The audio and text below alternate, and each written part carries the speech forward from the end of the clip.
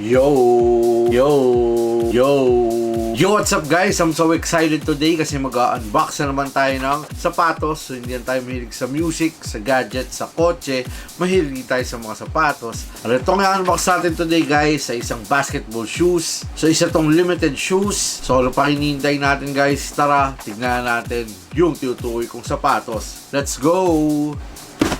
So guys, so it's color white yung box. Dito sa gilid, swoosh. Kabilang side, swoosh. Pangalan ng sapatos sa yung size. Sa ilalim, just Nike, Air Check, swoosh, just do it. At sa taas guys, Mambasita. So alam ko guys, may idea na kayo kung kaninong shoes to. So it's from Kobe Bryant and Gigi, sa anak ni Kobe. So alam naman natin yung nangyari na aksidente.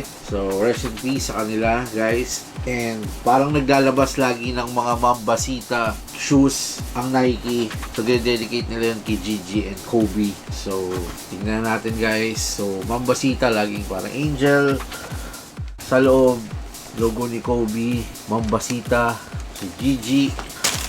So sa loob, may paper, gold, and yung shoes. Look. Wow. Nice. So guys, so this is the Nike Kobe 3 Low Pro Throw in Mambasita colorway. Look. Tag Mambasita. Check. Gigi. Nice. So guys, ito yung ating latest cup, si Nike Kobe 3 Low Pro Throw in Mambasita colorway. So ang SRP niya guys is 10,895 pesos. So nakuha ko to sa Foot Locker and I think nag-release din ng Titan ito. Nagkaroon ng reserve. Hindi ko lang alam kung nagkaroon ng general release sa website. And for me, solid yung shoes kasi black and white. So as long na maraming black, alam niyo namang mahilig ako sa ganitong klaseng sapatos. And I think pwede rin itong suotin sa mga events. Kung ako'y tatanungin, formal events. And minsan naglalabas talaga ang Nike ng mga Mambasita colorways ng Kobe shoes. So ang nagkaroon lang ako ng Mambasita na Kobe is yung Kobe 9s guys. So ito yung isa sa mga madali kong nakuhang Mambasita colorway. Kasi kadalasan yung ibang na unang ni-release is agad siyang nasa-sold out. So pagdating sa 9, nung ni-release to, parang maraming pair akong nakita. And ito guys, parang medyo madali ko rin siyang na-cop. Pero hindi ko lang alam guys kung available pa ito sa mga malls. So I think may mga nakita akong reseller na nagbebenta nito na hindi naman ganong kataas yung resale value. So around mga 11 plus to 12,000 ko nakikita yung mga reseller na binibenta si Kobe 3 Low Mambasita kung trip nyo yung colorway or trip nyo yung sapatos. And yung mga unang nirelease na Mambasita colorway, para sa akin yun talaga din yung magaganda, like yung Kobe 4 na Mambasita and yung Kobe 6, yung pinakamataas na resale value ng Mambasita. And marami din ako nakikita na nagsuot ng Kobe 8 na Mambasita.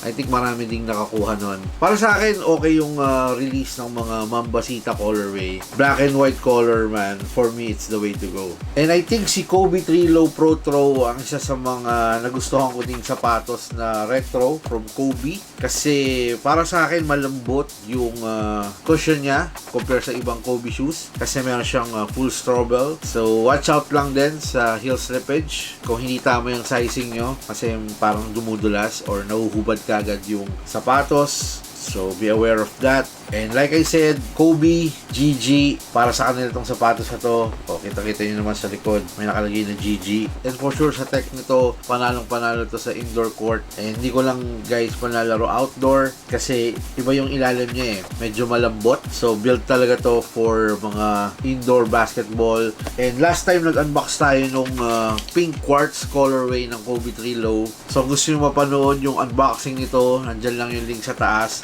at meron din link sa baba. So isa si Kobe 3 Low Pro Throw sa mga nagustuhan kong sapatos today, and yung warning label nito na sinuot ni Jalen Bronson, grabe, sobrang mahal. And I think magkakaroon din ng Jalen Bronson na Kobe 3 Low. So hindi ko lang sure kung i-release yun dito sa Pinas, pero tech wise, looks, para sa akin okay si Kobe 3 Low Pro Throw. So nagkaroon din ng high nito yung Kobe 3 Low Halo, tsaka yung parang Christmas na parang color blue. So mas gusto ko talaga si Low kung ako yung tatanungin. And para sa akin yung high is maganda rin yung support, so hindi ko siya inaalis din sa rotation.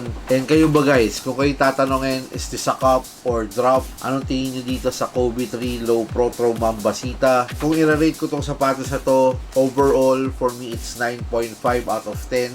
Kahit parang marami nag-hate dito sa sapatos na to dahil sa itsura at kulay, 9.5 pa rin siya para sa akin. And I think I can rock this on and off the court. Pwedeng naka-shorts, pwede sa events, at syempre pwede sa mga magagandang court. So like I said, this is the right time para bumili ng Kobe 3 Low All Goods. Isa sa mga magandang Pro Throw ng Nike at Kobe. And parang surprise din to nung nilabas. So sa US nilabas to nung May 1. So parang surprise din dito sa atin. Parang after a week nagkaroon din ng Mambasita sa store.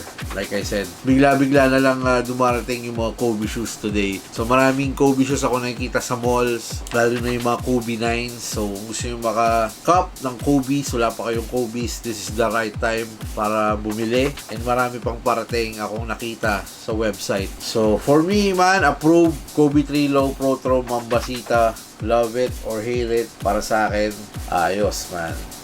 So yung upper dito sa toe area ng Kobe 3 Low Pro Throw Mambasita, it's leather or patent leather. So sa Kobe 3, ganito yung design na parang waffle, na parang rubber. So updated daw yung mesh. So tinatawag siyang upper updated mesh package. So dito sa area na to, meron siyang parang gold piece here na merong 24 and Kobe, same sa kabilang shoes. So ito yung kanyang sintas, color black. So it's like a rope style lace. So meron siyang kasamang extra lace. Ay dito pala sa kabilang side, na parang flat style laces na color black din. So dito sa tongue, may gold na Kobe logo and very well padded naman yung tongue, makapal. Sa likod ng tongue, merong number 2. Sa kabilang side, may nakalagay naman na GG. So sa insole niya, merong nakalagay na Mambasita. Sa likod, merong nakalagay na GG, swoosh, Mamba logo. So it feels like a patent leather here. And merong zoom. So meron siyang zoom strobel unit, isang buo ang nilagay dito sa Kobe 3 Low Pro Throw. So yun yung nagustuhan ko rin dito. Feels nice on my feet. And yung Cushlon 3.0 ng Nike, so nakalagay din dito kay Kobe 3 Low Pro Throw Mambasita. And syempre in-improve din daw nila yung ilalim or traction. So naglagay dito ng added blades, kung tawagin, ng Nike, or traction blades. So from the top, merong swoosh na color white. So ito yung ilalim ng Kobe 3 Low Pro Throw. Meron pa rin carbon lodi. And like I said, race nyo kung gusto nyo panlaro outdoor, pero hindi ko sinasuggest. Pero nasa sa inyo yun. For me, this is more on indoor court. Ayos. So in terms of sizing, so kinuha ko si Kobe 3 Low Pro Throw Mambasita on size 10.5. So pinatan ko lang tong size na to sa aking pink quartz colorway kasi kinuha ko dito is 10.5. So sa Kobe 3 Low Halo kasi size 11 doon na kinuha ko is parang meron pa akong mahabang space dito sa front area. Sa 10.5 meron pa rin akong konting space dito, and parang sakto lang din sa paa ko si 10.5. So minsan pag makapal na medyas ang gamit ko, parang medyo masikip siya. Siguro dahil hindi ko pa siya nabe-break in talaga. And I think once you break in tong Kobe 3 Low Pro Throw, parang medyo lumuluwag pa yung sapatos. So I think kung kukuha kayo nito, suggestion ko true to size. And yun nga, meron din nga pala siyang heel slippage as much as possible, correct sizing ang makuha nyo dito kung bibili kayo ng mga Kobe 3 Low. And dapat siguro masukat nyo siya bago nyo siya bilhin para alam nyo yung right fit para sa inyo kasi sobrang taas din ang SRP ngayon ng mga Kobe Bryant shoes. So, sukat muna bago bilhin ng shoes. So guys, maraming salamat sa isang quick unboxing dito sa ating Kobe 3 Low Pro Mambasita. Isang solid na shoes again from Swoosh, Nike, Kobe. Sa lahat ng subscribers sa patuloy na nanonood at sumusuport dito sa ating channel, maraming salamat sa inyo man. Salute!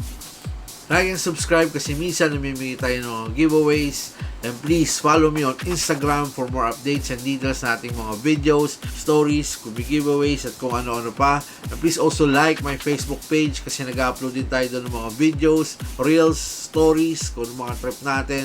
So sana guys, supportahan nyo ako sa aking mga social media accounts. Meron din nga pala akong TikTok account kung gusto nyo makikita doon ng mga new releases na sapatos fresh from the mall. So guys, please follow me on TikTok. Kita-kits tayo ulit sa susunod na video.